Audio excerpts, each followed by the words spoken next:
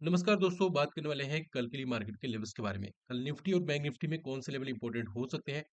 बात करेंगे कुछ ऐसे स्टॉक्स के बारे में जिसका है Q3 के रिजल्ट और रिजल्ट के बेसिस पे कौन से इंपॉर्टेंट लेवल होने वाले हैं। इसको भी इस वीडियो में कवर करने की कोशिश करेंगे।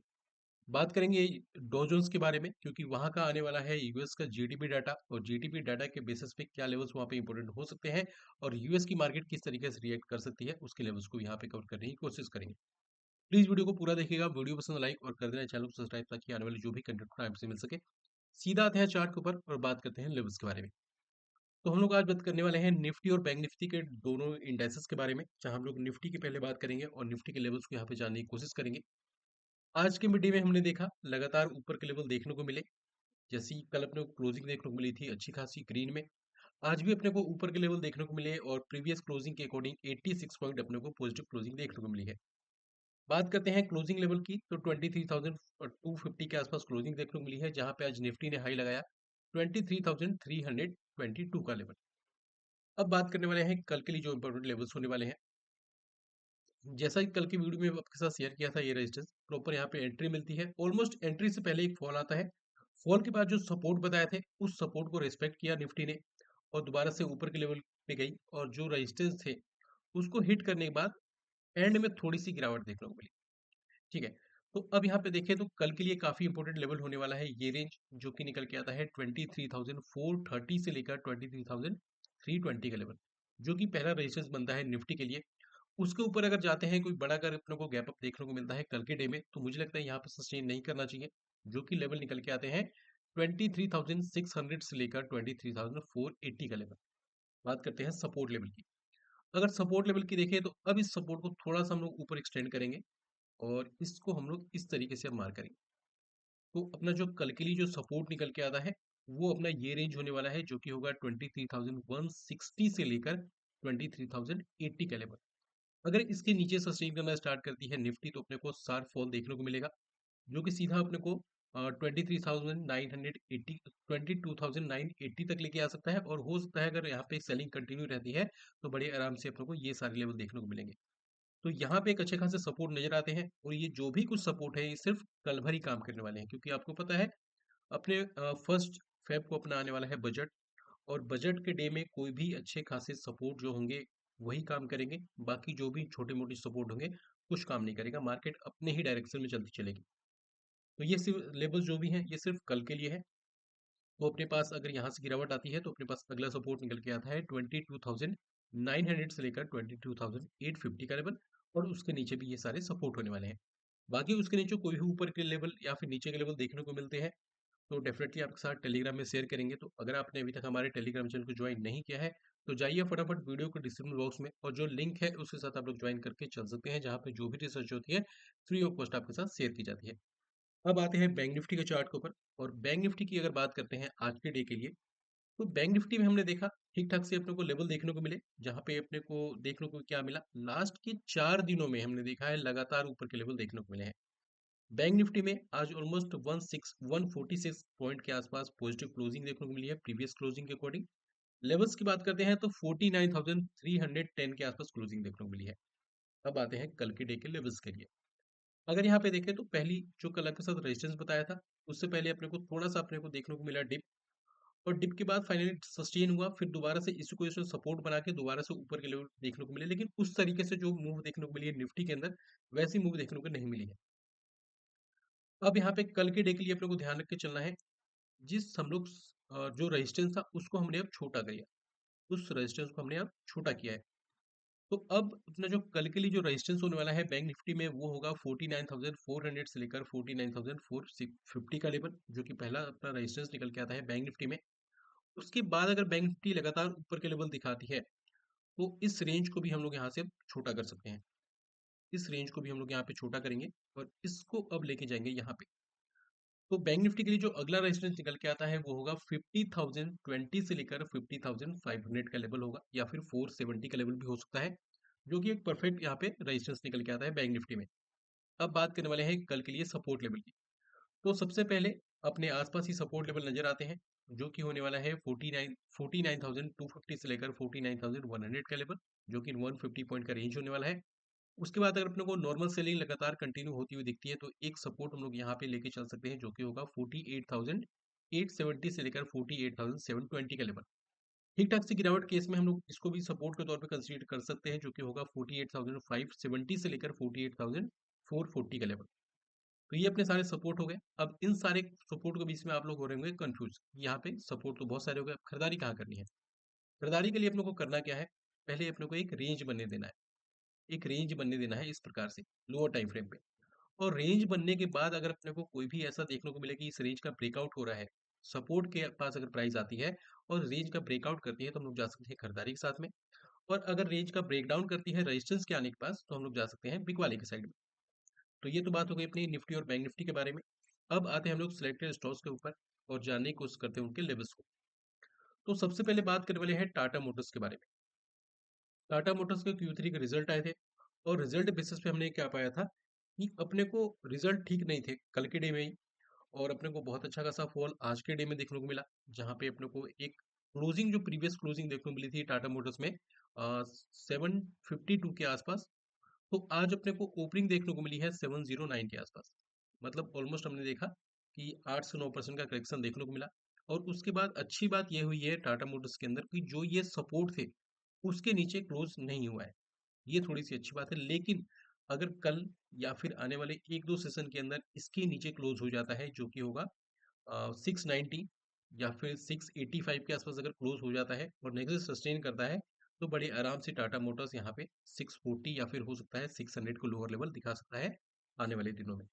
तो काफ़ी ज़्यादा इंपॉर्टेंट होगा कल के डे के लिए, जो कि सस्टेन करना इंपॉर्टेंट होगा बुल्स के लिए, जो कि होगा 712 का लेवल।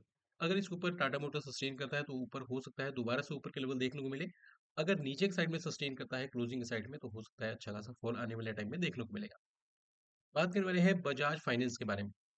बजाज फाइनेंस आपको ध्यान होगा, ये चार्ट हमने मार्क करके आपके साथ टेलीग्राम में शेयर किया था, जब आपके साथ बोला था कि एक ये रेजिस्टेंस है और ये मस्ट सेलिंग जोन होने वाला है। इसमें कल आए थे नतीजे और नतीजे के बाद हमने देखा एक अच्छा खासा गैप अप और गैप अप के बाद और भी ऊपर के लेवल देखने को मिले। यहाँ पे हमने जो आपके साथ मार्क करके भेजा था, यहाँ पे बिल्कुल सस्टेन नहीं कर पाया, जिसके बेसिस पे हमने एक जनरेट किया था पुट को। और पुट जनरेट के बाद अच्छे खासे अपने को उसमें प्राइस देखने को मिले, अच्छे खासे प्रॉफिट देखने को मिले, जिसका स्क्रीनशॉट हमने टेलीग्राम में शेयर कर दिया होगा। तो फटाफट जाइए टेलीग्राम को ज्वाइन कीजिए, क्योंकि वहाँ पे बहुत सारे ऐसे चार्ट हम भेजते हैं जो कि काफ़ी यूज़फुल होते हैं। और उस चार्ट के बेसिस पे आप लोग भी अपनी स्टडी को इम्प्रूव कर सकते हैं या फिर अपने को अच्छा खासा हेल्प मिल सकता है उन रिजल्ट के बेसिस पे। तो उसको चेकआउट करना बिल्कुल मत भूलना। कुछ अपने इंपॉर्टेंट लिंक होने वाले हैं, जैसे कि अपना व्हाट्सएप ग्रुप हो गया, टेलीग्राम चैनल हो गया, या फिर बात करें तो अपना ट्विटर हैंडल हो गया, उसको भी जाके आप लोग चेकआउट कर सकते हैं। उसका भी लिंक हमने इस वीडियो के डिस्क्रिप्शन बॉक्स में डाल दिया है। अब यहाँ पे बात करें बजाज फाइनेंस के बारे में। अब बहुत बड़ी बिकवाली देखने को मिली है आज के डे में, जहाँ पे इसने हाई लगाया था 8250 के आसपास का, वहां से क्लोजिंग देखने को मिली है 7900 के आसपास। मतलब ऑलमोस्ट हम लोग बोल सकते हैं 300 पॉइंट से भी ज्यादा करेक्शन अपने को देखने को मिला है सिंगल डे के अंदर। और जो भी अपने को गैप अप देखने को मिला था सब कुछ यहाँ पे खत्म होता हुआ देखा। तो अब मुझे ऐसा लगता है कि इसके ऊपर अभी तक सस्टेन नहीं कर पाएगा। अब बाकी यहाँ पे इंट्राडे बेसिस पे हम लोग खरीदारी के साथ में जा सकते हैं, लेकिन पोजिशनली अभी इसमें कोई ऐसा व्यू नहीं बन रहा आज की कैंडल के बाद में। बात करने वाले हैं अगले स्टॉक के बारे में। अगला स्टॉक निकल के आता है वोल्टास का। अब वोल्टास का रिजल्ट आया था, रिजल्ट हमने शेयर किया था आपके साथ में कि कुछ जो एस्टिमेट थे उससे काफी बिलो रिजल्ट आया था। और उसके बेसिस पे स्टॉक ने थोड़ी सी पहले गैप डाउन दिखाई और गैप डाउन के बाद अचानक अच्छी खासी सेलिंग देखने को मिल रही है इस स्टॉक के अंदर, जहां पे यहाँ पे वोल्टास ने ऑलमोस्ट 13 से 14% का करेक्शन दिखाया सिंगल डे के अंदर। अब यहाँ पे देखें तो सपोर्ट लेवल क्या नजर आते हैं। अगर यहाँ पे देखें तो लास्ट टाइम ये था अपना जो एग्जिट पोल आया था वो वाला डे, उसके बाद अपने को रैली देखने को मिली थी, उसी सपोर्ट के आसपास ये आ चुका है। क्लोजिंग देखने को मिली है 1269 के आसपास। एक इंपॉर्टेंट सपोर्ट निकल के आता है 1235 का लेवल। जब तक 1235 के लेवल को ब्रेक करके सस्टेन नहीं करता, मुझे लगता है कि फर्दर गिरावट देखने को अब नहीं मिलनी चाहिए। लेकिन अगर यहाँ से कोई भी बुलिशनेस दिखाता है तो 1235 के साथ में हम लोग लॉन्ग हो सकते हैं। एटलीस्ट यहाँ से पहला टारगेट देखने को मिलेगा, जो कि होगा 1340 1350 का पहला टारगेट। उसके बाद देखेंगे 1400 के टारगेट देखने को मिलेगा और हो सकता है 1450 के ऊपर के लेवल भी देखने को मिले। लेकिन थोड़ा सा सचेत होकर ट्रेड करना है, क्योंकि आने वाला है बजट और बजट में काफी बड़ी हलचल देखने को मिल सकती है। और अगर यहाँ पे देखते हैं वोल्टास में अगर और भी गिरावट कंटिन्यू रहती है या फिर बजट में कुछ ऐसी वोलेटिलिटी देखने को मिलती है, इसके बेसिस पे अपने को और भी फर्दर गिरावट देखने को मिलती है स्टॉक में या फिर इंडेक्स के अंदर, तो बड़े टाइम फ्रेम पे जब हम लोग आते हैं तो क्या पाएंगे कि मंथली टाइम फ्रेम पे एक बढ़िया सपोर्ट होने वाला है यहाँ पे, वीकली पे भी एक बढ़िया सपोर्ट यही होने वाला है, और यहाँ पे होने वाला है डेली का सपोर्ट। तो ये जो एक जोन होने वाला है, जो कि रेंज निकल के आता है 1110 से लेकर 1025 के लेवल, ये एक परफेक्ट जोन होने वाला है बड़ी गिरावट के केस में। तो पहले इसको फॉलो करना है। अगर यहाँ से कोई बुलिशनेस दिखाता है लोअर टाइम फ्रेम, तो यहाँ पे लॉन्ग हो सकते हैं, लेकिन अगर यहाँ पे गिरावट आती है बजट के अंदर, ऐसी कुछ न्यूज आती है जो कि इस सेक्टर को पसंद नहीं आती है, तो यहाँ पे मैंने हम लोग लॉन्ग हो सकते हैं। अब बात करने वाले हैं अगले स्टॉक के बारे में। अगला स्टॉक निकल के आता है एसआरएफ का काउंटर। एसआरएफ देखें तो यहाँ पे कुछ ऐसे इनके आज के इसके अर्निंग तो आई थे उस टाइम। अर्निंग के बाद इसके कुछ कॉन कॉल थे, और कॉन कॉल के बाद हमने देखा कि कॉन कॉल से पहले इसके अच्छी खासी रैली देखने को मिली एसआरएफ के अंदर, जहाँ पे ऑलमोस्ट 7% का अपसाइड दिखाया है सिंगल डे के अंदर। क्लोजिंग देखने को मिली है 2831 के आसपास। मुझे ऐसा लगता है कि अगर कल के डे में अच्छा खासा अपने को गैप देखने को मिल जाए, तो थोड़ा सा बेयरिश सेंटीमेंट ढूंढना है अपने को लोअर टाइम फ्रेम पे। और अगर लोअर टाइम फ्रेम पे कोई भी अपने को बेयरनेस का साइन दिखाता है, तो डेफिनेटली अपने को जाना चाहिए सेलिंग के साइड में। एक अच्छा खासा अपॉर्चुनिटी मिल सकता है इस स्टॉक के अंदर, क्योंकि मुझे ऐसा लगता है कि ये ऊपर के लेवल पे सस्टेन नहीं कर पाएगा। बड़ा गैप अब देखने को मिले तो डेफिनेटली जाना है, लेकिन ऑलरेडी ये अपने एक अच्छे खासे सप्लाई जोन में है, जहां से इसने थोड़ा सा रिएक्ट भी किया है। तो एक जो सप्लाई जोन का रेंज होने वाला है, यहाँ पे रेड कलर में हमने मार्क कर दिया है। रेंज निकल के आता है 2820 से लेकर 2865 के लेवल। इसके बीच में भी अगर अपने को कोई भी बियरनेस दिखाने की कोशिश करता है, तो डेफिनेटली हम लोग जा सकते हैं एक पुट की साइड में। बात करने वाले हैं अगले स्टॉक के बारे में, उससे पहले एक छोटा सा डिस्क्लेमर है। इस वीडियो को देखने के बाद अगर आप कुछ भी बाइंग सेलिंग करने की सोच रहे हैं, एक बार खुद की रिसर्च जरूर कर लें, क्योंकि इस वीडियो में बताया गया जो भी लेवल से मेरी खुद की स्टडी है, और अपने स्टडी के बेस में किसी को भी किसी भी पर्टिकुलर ट्रेड के अंदर बाइंग या फिर सेलिंग की सलाह नहीं देता। बेटर होगा खुद की रिसर्च करें, अपने रिस्क को कैलकुलेट करें। अगर आपको लगता है किसी भी पर्टिकुलर ट्रेड के अंदर स्टॉप लॉस होने से बड़ा कैपिटल वाइप आउट हो सकता है, वैसे ट्रेड को इग्नोर करके चलें। और किसी को भी ब्लाइंडली बिलीव नहीं करना है, क्योंकि आपकी मेहनत की कमाई है। किसी एक के बोलने पे आप लोग अपने पूरे मेहनत की कमाई ना झोंक दें, क्योंकि हो सकता है स्टॉप लॉस आपके पूरे मेहनत की कमाई को एक बार में खत्म कर जाए। तो ऐसा चीज है कि इसमें खुद की रिसर्च करना है, अपने रिस्क को कैलकुलेट करना है, उसके बाद ही ट्रेड करना है। यही मेरी आपसे आग्रह है। वीडियो को देख के कुछ भी ऐसा ब्लाइंडली बिलीव मत करना, बाइंग या फिर सेलिंग की साइड मत जाना। अब बात करने वाले हैं अगले स्टॉक के बारे में। नाम निकल के आता है डाबर। अब डाबर की बात करते हैं तो इसका रिजल्ट आया है, और रिजल्ट का हमने जो कल के वीडियो में भी इसको शेयर किया था कि इसके ऊपर सस्टेन करता है तो ऊपर की रैली देखने को मिलेगी।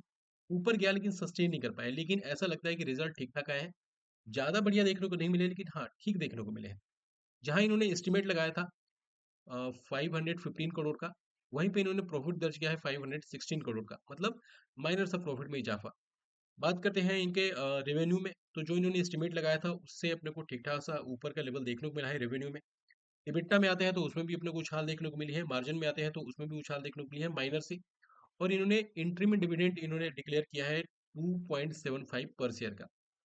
अब इन्होंने प्रॉफिट दर्ज किया है 514 करोड़ के कंपेयर में 520 करोड़ का, जो कि हम लोग बोल सकते हैं कि ठीक ठाक सा है। लेकिन हाँ, अब जब मार्केट में रिजल्ट आ चुका है, सब कुछ यहाँ पे डिक्लेयर हो चुका है, तो अब इनके ब्रोकर्स जो होंगे वो इनके टारगेट डिसाइड करेंगे, कुछ अच्छे खबरें देंगे और कुछ खराब खबरें देंगे।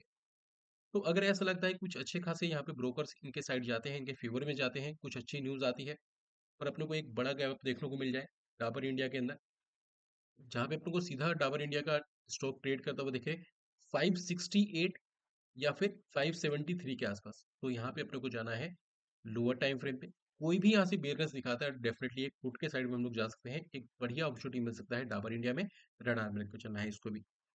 बात करने वाले हैं अगले स्टॉक के बारे में। अगला स्टॉक निकल के आता है पीवीआर का काउंटर। अब अगर पीवीआर की बात करते हैं, तो पीवीआर नहीं, ये गलती से ऐड किया है, इग्नोर करना। हाँ, बात करने वाले हैं श्री सीमेंट के बारे में। अब अगर श्री सीमेंट की बात करते हैं तो इसके नतीजे आ चुके हैं। अब नतीजे की बात करते हैं तो यहाँ पे जो इनका प्रॉफिट है ईयरली बेसिस पे, जो कि डिक्लाइन देखने को मिला है 69% पे, जबकि क्वार्टरली से कंपेयर करने जाते हैं तो 146% का अपर मूव देखने को मिला है। इबिट्टा में जाते हैं तो अपने को ईयरली में डिक्लाइन और क्वार्टरली में अच्छा खासा रिजल्ट है। अब सॉरी, रेवेन्यू में और इबिट्टा में जाते हैं तो अपने को ईयरली में डिक्लाइन और क्वार्टरली में बढ़िया अप मूव दिखाया है। मार्जिन में जाते हैं तो अपने को ईयरली में डिक्लाइन और क्वार्टरली में बढ़िया, मतलब एक कैटेगरी में बढ़िया रिजल्ट है और एक कैटेगरी में खराब रिजल्ट है। अब डिसाइड करेंगे इनका, कुछ इन्होंने कौन कॉल किया होगा, कुछ इनके कंपनी ने गाइडेंस दिए होंगे, वो किस प्रकार से है जो कि मार्केट किस तरीके से रिएक्ट कर सकती है, या फिर कल जो ब्रोकर्स आएंगे, जो आज रात में उन लोग डिक्लेयर करेंगे कि न्यूज़ आएगी, इनके जो टारगेट वो लोग जनरेट करेंगे ऊपर या फिर नीचे के, वो पता चलेगा कि इस प्रकार से है। अब हमारी स्टडी क्या बोलती है इसके अंदर? एक यहाँ पर रेजिस्टेंस निकल के आता है श्री सीमेंट में, जो कि होगा 28,500 से लेकर 28,050 का लेवल। इसके बीच में अगर अपने को कोई भी कल के डे में गैप अप देखने को मिले और अपने को बियरनेस मूवमेंट दिखाने की कोशिश करे तो एक सेलिंग के साइड में जाना चाहिए। लेकिन अगर अपने को और भी बड़ा गैप अप देखने को मिल जाए और अपने को मौका मिल जाए यहाँ के आसपास जो हमने यहाँ पे रेड लाइन ड्रॉ की है, ये एक अच्छा खासा रेजिस्टेंस होने वाला है, जो कि लेवल निकल के आते हैं 29,480 या फिर बोल सकते हैं 29,500 का लेवल। यहाँ पे हम लोग आराम से सेलिंग के साइड में जा सकते हैं, लेकिन कंफर्मेशन के साथ में जाना है। और अगर बड़ा गैप अप होता है तो मुझे लगता है कि सस्टेन नहीं करना चाहिए, अच्छी खासी यहाँ पे दोबारा से सेलिंग देखने को मिलेगी, सेम अपने को बजाज फाइनेंस की तरह। लेकिन अगर कुछ नेगेटिविटी आती है स्टॉक के अंदर और अपने को लोअर लेवल देखने को मिलते हैं, तो एक बढ़िया सपोर्ट निकल के आता है 25,260 से लेकर 24,790 का लेवल। इसके बीच में कोई भी दोबारा से अपने को बुलिशनेस दिखाए, हम लोग दोबारा से खरीदारी के साथ में जा सकते हैं, क्योंकि जब तक ये लेवल ब्रेक नहीं होता, जो कि होगा 24,800 का लेवल, तब तक अपने को बेरिश नहीं होना है श्री सीमेंट के अंदर। अब बात करने वाले हैं अगले स्टॉक के बारे में। अगला स्टॉक निकल के आता है बैंक ऑफ बड़ौदा का काउंटर। अब बैंक ऑफ बड़ौदा के बारे में बात करें उससे पहले एक छोटी सी रिक्वेस्ट है। अगर आपने वीडियो को अभी तक देखा है, वीडियो से कुछ सीखने को मिलता है या फिर जो भी प्राइस एक्शन बताते हैं उससे आपको लगता है कि हाँ कुछ बेनिफिट हो रहा है, प्लीज वीडियो को लाइक कर देना। चैनल पर हो तो क्या चैनल को कर देना सब्सक्राइब, और जितना ज़्यादा हो सके वीडियो को शेयर करना, क्योंकि काफ़ी मेहनत लगती है न्यूज़ को लाने में, फिर यहाँ पे लेवल्स को आइडेंटिफाई करने में, उसके बाद एक एक स्टॉक के प्राइस एक्शन को आपके साथ यहाँ पे डिफाइन करने में। तो आपका भी इतना बनता है कि थोड़ा-सा आप लोग सपोर्ट कीजिए, वीडियो को लाइक कीजिए, चैनल को सब्सक्राइब कीजिए और जितना ज़्यादा हो सके शेयर कीजिए। अब बात करने वाले हैं यहाँ पे बैंक ऑफ बड़ौदा के बारे में। बैंक ऑफ बड़ौदा का रिजल्ट आया है और यहाँ पे जो रिजल्ट की बात करते हैं तो यहाँ पे इनको प्रॉफिट आया है, जो कि ईयरली बेसिस पे 6% का अपसाइड दिखाया है। लेकिन अगर आते हैं अपने को क्वार्टरली बेसिस पे तो लगभग 8% का डिक्लाइन देखने को मिला है। एनआईए में आते हैं तो ईयरली बेसिस पे अच्छा है, लेकिन क्वार्टरली बेसिस पे खराब है। अब यहाँ पे रिजल्ट मिले-जुले लगते हैं, एक तरीके से खराब भी बोल सकते हैं और एक तरीके से अच्छे भी बोल सकते हैं। अब यहाँ पे क्लोजिंग देखने को मिली है बैंक ऑफ बड़ौदा की 222 के आसपास। एक बढ़िया सपोर्ट है अभी के अकॉर्डिंग, जो कि सपोर्ट निकल के आता है 218 से लेकर 214 का लेवल। जब तक ये ब्रेक नहीं करता तब तक अपने को बेयरिश नहीं होना है। लेकिन अगर कोई भी यहाँ पे ब्रोकर्स के बेसिस पे या फिर कमेंट्री के बेसिस पे कोई भी अपर के मूव देखने को मिले तो एक रेजिस्टेंस मार करके चलना है कल के डे के लिए, जो कि होगा 232 से लेकर 236 का लेवल। इसके बीच में अपने को कोई भी बेयरनेस दिखाता है, हम लोग दोबारा से जा सकते हैं सेलिंग के साइड। अब बात करने वाले हैं अगले स्टॉक के बारे में। जो अपना अगला स्टॉक निकल के आता है वो होने वाला है जिंदल स्टील का। रिजल्ट काफी खराब आए हैं और स्टॉक ने ऑलरेडी जो भी डिसेंट सपोर्ट थे उसको ब्रेक कर दिया है। अब यहाँ पे रिजल्ट की बात करते हैं तो यहाँ पे आप लोग स्क्रीन पे देख पा रहे होंगे, लगभग 51% का डिक्लाइन देखने को मिला है इनके प्रॉफिट में ईयरली बेसिस पे। लेकिन क्वार्टरली बेसिस पे 11% का अपर मूव भी देखने को मिला है। रेवेन्यू की बात करते हैं तो फ्लैट देखने को मिला है ईयरली बेसिस पे, लेकिन अगर बात करते हैं अपने को क्वार्टरली पे तो वहां पे भी फ्लैट देखने को मिला है। इबिटा में आते हैं तो क्वार्टरली पे अप और ईयरली में डिक्लाइन। मार्जिन में आते हैं तो यहाँ पे भी ईयरली में थोड़ा सा डिक्लाइन है, ईयरली में थोड़ा सा क्वार्टरली में थोड़ा सा अप मूव देखने को मिला है। अब यहाँ पे देखिए तो क्लोजिंग देखने को मिली है 840 के आसपास। एक रेंज का ऑलरेडी ब्रेकडाउन कर चुका है। अगर कोई कल के डे में बड़ी गिरावट आती है तो पहला सपोर्ट निकल के आता है इस स्टॉक के अंदर, जो कि होगा 780 से लेकर 750 का लेवल। इसके बीच में कोई भी अपने को बुलिशनेस दिखाता है, खरीदारी के साथ में जाएंगे। लेकिन अगर लगातार यहाँ पे सेलिंग कंटिन्यू रहती है स्टॉक के अंदर, जैसा कि होता है कि रिजल्ट के बाद भी एक गैप डाउन हो गया, उसके अगले दिन में गिरावट आ गई, इस केस में एक बढ़िया सपोर्ट निकल के आता है, जो कि होगा 707 से लेकर 685 का लेवल। ये मुझे लगता है कि किसी भी बड़ी सेलिंग को रोकने के लिए काफी होगा और यहाँ से एक अच्छा खासा आपको देखने को मिल सकता है। बात करते हैं अगर ऊपर के लेवल देखने को मिले, तो ऊपर के लेवल मुझे लगता है कि इतनी आसानी से सस्टेन नहीं कर पाएगा। बाकी कुछ भी ऐसा कुछ होगा तो टेलीग्राम में आपके साथ शेयर करेंगे। बात करने वाले हैं अगले स्टॉक के बारे में, नाम निकल के आता है कल्याण ज्वेलर्स। कल्याण ज्वेलर्स की बात करते हैं तो यहाँ पे इसके इसके नतीजे आए हैं और नतीजे से पहले ये स्टॉक ऑलरेडी काफी करेक्ट हो चुका है ऊपर के लेवल से। इसके जो नतीजे देखने को मिले हैं वो है 21% का अपर मूव दिखाया है उन्होंने ईयरली बेसिस पे। क्वार्टरली पे आते हैं तो 68% की ग्रोथ दिखाई है। रेवेन्यू में आते हैं तो यहाँ पे हर एक कैटेगरी में बढ़िया रिजल्ट देखने को मिले हैं रेवेन्यू कैटेगरी में। इबिटा में आते हैं तो यहाँ पे भी बढ़िया है और मार्जिन में आते हैं तो यहाँ पे भी थोड़ा सा डिक्लाइन देखने को मिला है ईयरली बेसिस पे। अब यहाँ पे स्टॉक की बात करते हैं क्लोजिंग की, तो वो देखने को मिली है 440 के आसपास। और ये वही स्टॉक है जो कि यहाँ पे ट्रेड करता हुआ दिख रहा था 790 के आसपास। अब यहाँ पे देखें तो एक बढ़िया सपोर्ट के आसपास आ चुका है, जो कि होगा 400 से लेकर 320 का लेवल।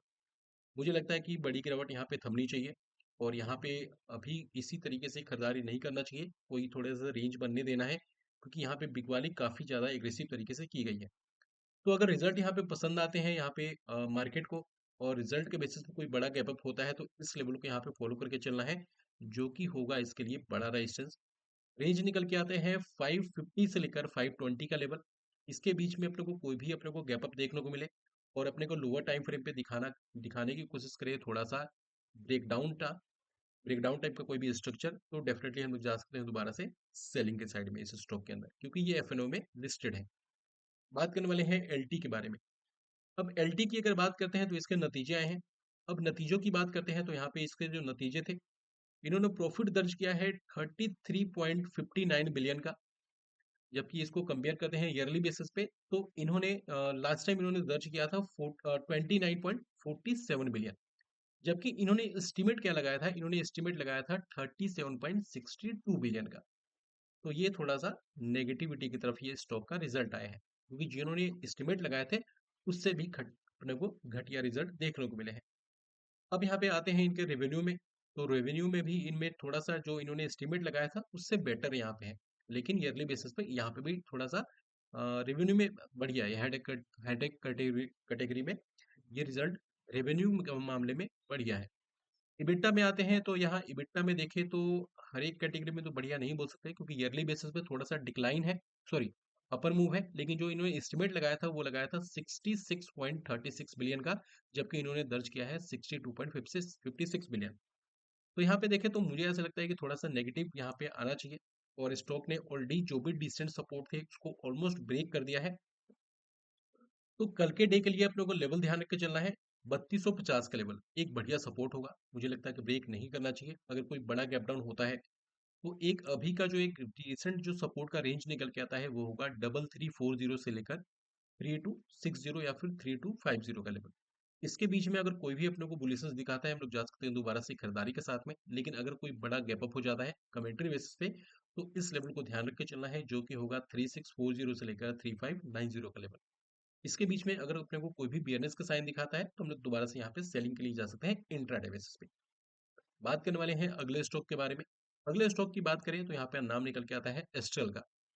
अब यहाँ पे एस्ट्रल के भी नतीजे आए हैं, और नतीजों से पहले अगर स्टॉक की बात करते हैं तो काफी ज्यादा करेक्शन आ चुका है स्टॉक के अंदर। जो स्टॉक ट्रेड करता हुआ दिख रहा था 2450 के आसपास का, वहां से ऑलमोस्ट हम लोग बोल सकते हैं 1000 पॉइंट का करेक्शन आ चुका है। आते हैं बड़े पिक्चर पे, तो ये मंथली के टाइम फ्रेम पे ये आ चुका है, और अगर थोड़ा सा डाउन और देखने को मिलता है इस स्टॉक के अंदर, तो मुझे लगता है परफेक्ट लेवल होगा यहाँ पे बाइंग के लिए। अब इसके नतीजों की बात करते हैं तो इनका नतीजे जो आए हैं वो थोड़ा सा अपने को बोल सकते हैं कि यहाँ पे अपने को फेवर करते दिखेंगे बुल्स को, माइनर सा, क्योंकि इनके प्रॉफिट में 1% का इजाफा देखने को मिला है ईयरली बेसिस पे, और क्वार्टरली बेसिस पे 4% का। रेवेन्यू में देखें तो 2% का ईयरली बेसिस पे और 2% का क्वार्टरली बेसिस पे। इबिटा में भी अपने को ठीक ठाक से देखने को मिला है, मतलब रिजल्ट हम लोग ज्यादा खराब नहीं बोल सकते, बशर्ते इन्होंने कुछ ऐसी कमेंट्री खराब ना कर दी हो जो कि मार्केट को पसंद ना आए। क्लोजिंग इसमें देखने को मिली है 1467 के आसपास। बड़े टाइम फ्रेम का एक बड़ा सपोर्ट होगा, जो कि होगा 1355 से लेकर 1295 या फिर 1290 का लेवल, जो कि बड़ी सेलिंग के लिए रोकने के लिए काफी होगा, क्योंकि यहीं पे निकल के आता है एक अपना वीकली का डिमांड जोन, और ये अलर्ट लगाने टाइप का यहाँ पे जोन होने वाला है। यहीं पे निकल के आता है डेली का भी डिमांड जोन। तो मुझे लगता है कि इसको अलर्ट लगाना चाहिए, क्योंकि यहाँ पे आता है तो एक फास्ट रिकवरी देखने को मिल सकती है। और अभी के अकॉर्डिंग अगर देखते हैं रिजल्ट के बेसिस पे या फिर किसी भी न्यूज़ के बेसिस पे, अगर यहाँ पे कोई भी बुलिशनेस देखने को मिलती है तो काफ़ी ज़्यादा इंपॉर्टेंट होगा इसके ऊपर सस्टेन करना, जो कि लेवल होगा 1515 का लेवल। जब तक इसके ऊपर सस्टेन नहीं करता, मुझे लगता है कि यहाँ पे ऊपर के लेवल देखने को नहीं मिलेंगे, तो इसको रडार में रख के चलना है। वैसे अगर बात करते हैं तो स्टॉक ऑलरेडी अपने सपोर्ट के आसपास आ चुका है, क्योंकि ये भी एक बढ़िया सपोर्ट निकल के आता है इस स्टॉक के अंदर।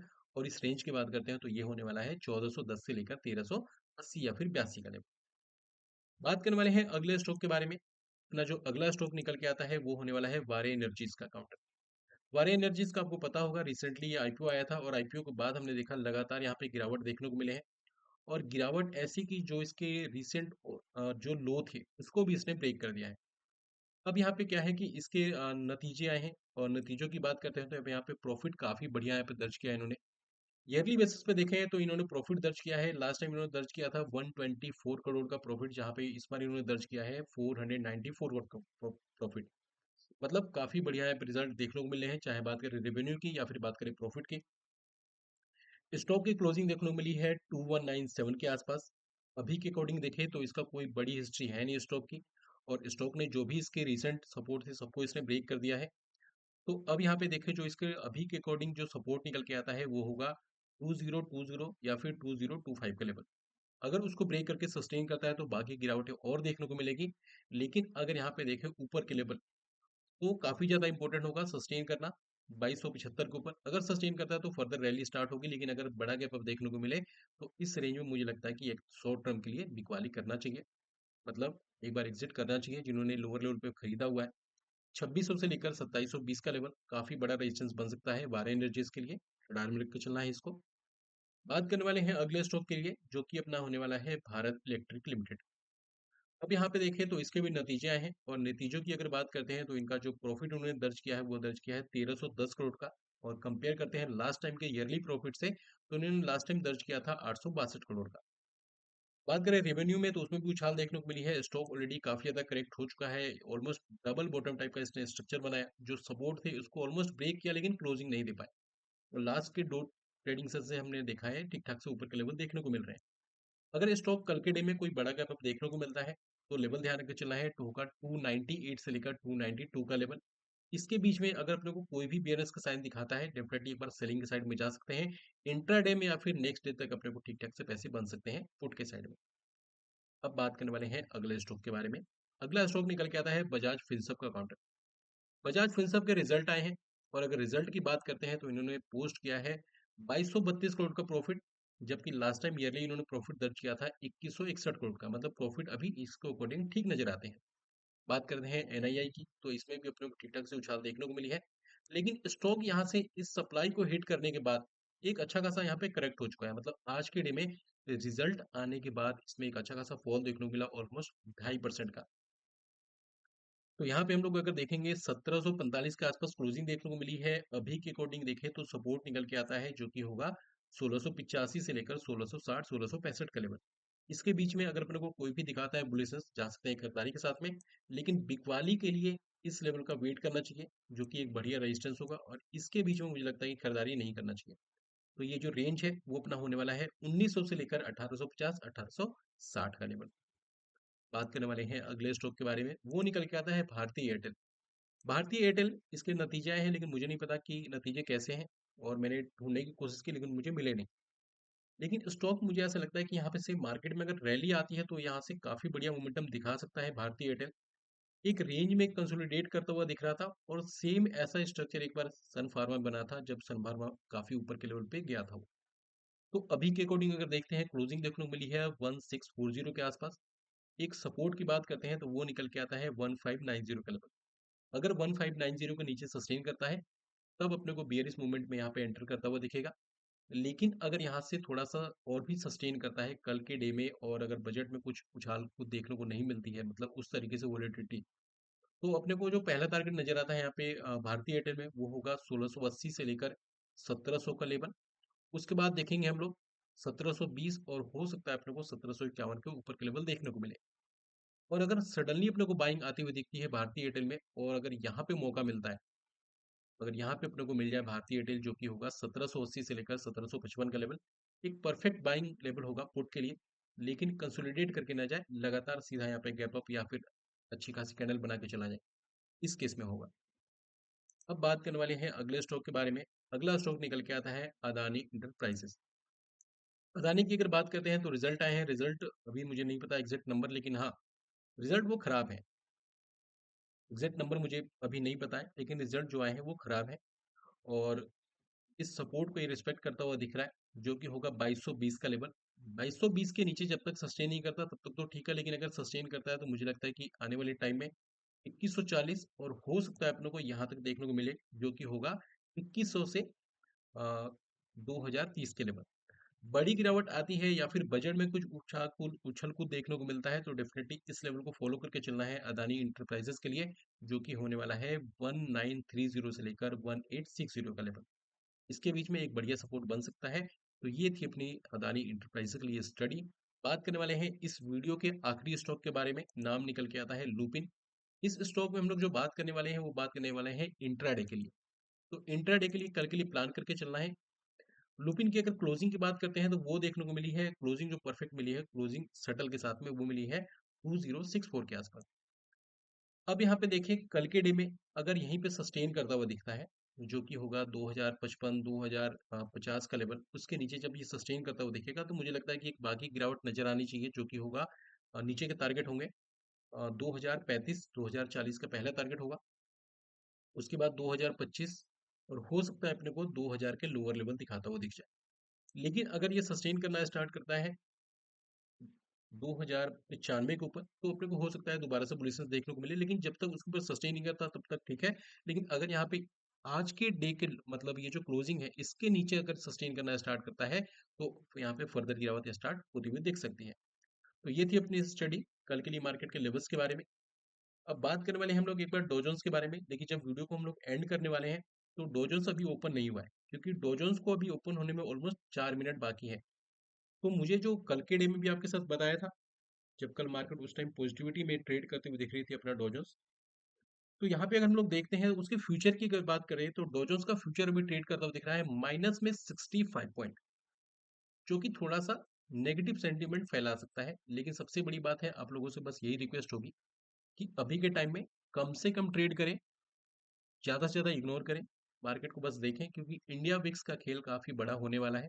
बजट है, प्राइस स्टॉक के वहीं घूमते रहेंगे, लेकिन आपके कितनी जल्दी आपके जो ऑप्शन के प्राइस है वो इतनी जल्दी डाउन आ जाएंगे वो आपको पता नहीं चलेगा, क्योंकि यहाँ पे इंडिया विक्स काफ़ी हाई हो चुकी है, जो भी स्टॉक है उनकी सारे की आई भी हाई हो चुकी है। तो थोड़ा सा सचेत होकर ट्रेड कीजिए। प्रॉफिट अगर होने लगता है तो एक बार रील कीजिए, क्योंकि बड़े प्रॉफिट के लिए अभी मत जाइए, बजट के बाद बहुत मौके मिलेंगे, लेकिन बजट से पहले आईवी का गेम काफ़ी बड़ा होने वाला है, तो आपके कैपिटल को काफ़ी अच्छी तरीके से मारेगा वो। अब एक बार अगर डोजोन्स की बात करते हैं तो कल के डे में बताया था, अभी बता रहा हूँ और आगे भी ध्यान रखना है।